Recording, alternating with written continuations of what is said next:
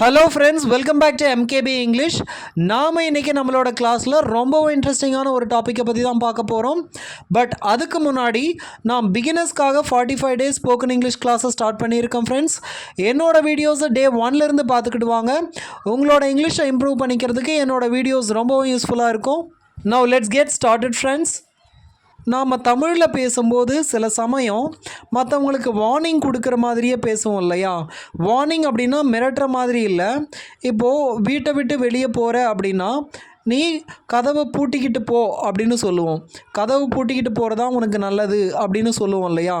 இதெல்லாம் முன்னாடியே நாம் கொடுக்குற எச்சரிக்கை, வார்னிங். நீ இப்போவே கிளம்பு, அப்போ தான் ட்ரெயினை பிடிக்க முடியும் அப்படின்னு வார்னிங் கொடுக்குற மாதிரியே சொல்லுவோம் இல்லையா? இது மாதிரியான சுச்சுவேஷன்ஸை எப்படி இங்கிலீஷில் சொல்லலாம் அப்படின்னு தான் பார்க்க போகிறோம் friends.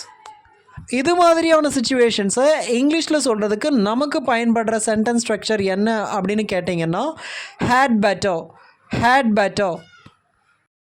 You had better lock the door before leaving home. You had better lock the door before leaving home. அப்படின்னா நீ வீட்டை விட்டு போகிறதுக்கு முன்னாடி டோரை லாக் பண்ணிவிட்டு போகிறதா நல்லது அப்படின்னு அர்த்தம். இங்கே ஒருத்தர் இன்னொருத்தருக்கு இன்ஸ்ட்ரக்ட் பண்ணுறாரு, வார்ன் பண்ணுற மாதிரியே சொல்கிறாரு. நீ இந்த மாதிரி வீட்டை விட்டு வெளியே போகிறதுக்கு முன்னாடி டோரை லாக் பண்ணிக்கிட்டு போ, அதுதான் உனக்கு நல்லது அப்படின்னு சொல்கிறாரு. இங்கே சென்டென்ஸ் ஸ்ட்ரக்சரை பார்த்தீங்க அப்படின்னா முதல்ல சப்ஜெக்ட் வரும், அதாவது யூ அப்படின்ற சப்ஜெக்ட் வந்திருக்கு. அந்த யூ அப்படின்ற சப்ஜெக்ட்டுக்கு அடுத்து ஹேட் பெட்டர் வரணும். அதுக்கு அடுத்து V1 ஃபார்ம் ஆஃப் வேர்பை யூஸ் பண்ணணும். அந்த V1க்கு அடுத்து ஆப்ஜெக்ட் வரும். இதுதான் ஃப்ரெண்ட்ஸ் இந்த ஹேட் பெட்டரை யூஸ் பண்ணுறதுக்கான சென்டென்ஸ் ஸ்ட்ரக்சர். இங்கே இந்த ஹேட் பெட்டர் சென்டென்ஸ் ஸ்ட்ரக்சரை யூஸ் பண்ணுறதுல எல்லாருமே காமனாக பண்ணுற மிஸ்டேக் என்ன அப்படின்னு கேட்டிங்கன்னா, இந்த ஹேட் பெட்டருக்கு அடுத்து டூவை யூஸ் பண்ணுவாங்க. அதாவது you had better to lock the door, you had better to lock the door அப்படின்னு ஹேட் பெட்டருக்கு அடுத்து டூவை யூஸ் பண்ணுவாங்க. அப்படி நாம் டூவை யூஸ் பண்ணக்கூடாது. அப்படி டூவை யூஸ் பண்ணோம் அப்படின்னா அது தப்பு, கிராமட்டிக்கலாக அது mistake. You had better take an umbrella, it might rain. You had better take an umbrella, it might rain. இதோட அர்த்தம் நீ கொடையை எடுத்துக்கிட்டு போ, ஒருவேளை மழை போடலாம் அப்படின்னு அர்த்தம். இங்கே நான் ஏற்கனவே சொன்ன சென்டென்ஸ் ஸ்ட்ரக்சர் படி முதல்ல நான் சப்ஜெக்டை யூஸ் பண்ணியிருக்கேன், அதாவது யூவை யூஸ் பண்ணியிருக்கேன். அதுக்கடுத்து ஹேட் பெட்டர் வந்திருக்கு. அதுக்கடுத்து V1 ஃபார்ம், டேக் அப்படின்ற V1 ஃபார்மை யூஸ் பண்ணியிருக்கேன். இங்கே நான் ஹேட் பெட்டருக்கு அடுத்து டூ அப்படின்ற ப்ரெப்போசிஷனை யூஸ் பண்ணலை. இப்போ நாம் பார்த்த சென்டென்சஸ் எல்லாமே positive sentences.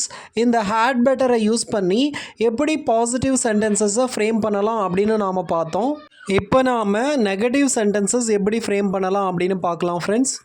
You had better not eat too much, you had better not eat too much அப்படின்னா நீ அதிகமாக சாப்பிடாமல் இருக்கிறது தான் உனக்கு நல்லது அப்படின்னு ஒருத்தர் இன்னொருத்தருக்கு வார்ன் பண்ணுறாரு. இது ஒரு நெகட்டிவ் சென்டென்ஸ்.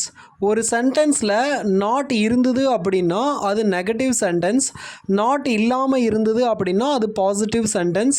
இங்கே நாட் இருக்கிறதுனால இது நெகட்டிவ் சென்டென்ஸ். இந்த நாட் அப்படின்ற நெகட்டிவ் வேர்டை நாம் எங்கே யூஸ் பண்ணணும் அப்படின்னா ஹேட் பெட்டருக்கு அடுத்து இமீடியட்டாக யூஸ் பண்ணணும்.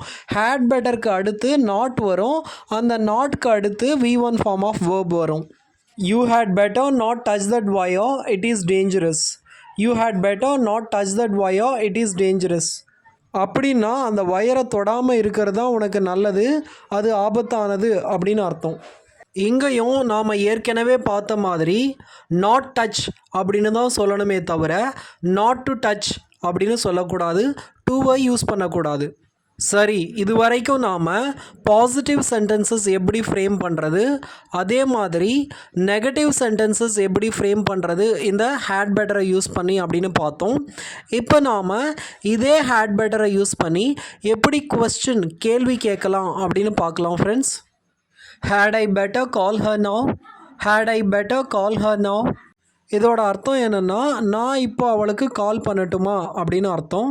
ஒருவேளை அப்படி கால் பண்ணலை அப்படின்னா நான் ஏதோ ஒரு பிரச்சனையை சந்திக்க வேண்டியிருக்கும்.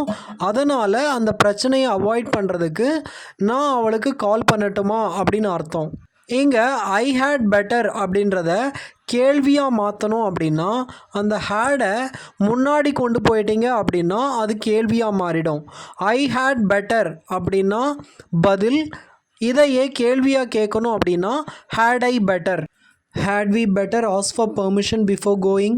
Had we better ask for permission before going?